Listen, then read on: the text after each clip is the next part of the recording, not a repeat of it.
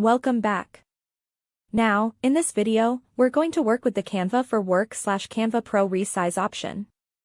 Now let's assume that you are creating a poster design, and so by doing that poster's design, you're going to pick a certain template, you're going to bring that template into your canvas, and then once you've used the template for the method that you want, it's possible that you may want to use it for another format.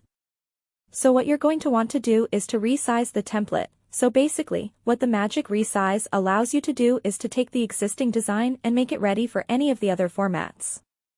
So while we have a poster design, it's quite possible that we may want to turn this into a presentation. So what we're going to do now is going to click this button that says copy and resize, and this allows us to keep our design the way it is, as well as to create a resized document. We could just choose to resize the document as is and not make a copy. However, we are going to keep this design, so we're going to click copy and resize. So what Canva does is it then turns this into a presentation that we can then edit for a different use. And we can do this for as many times as we want.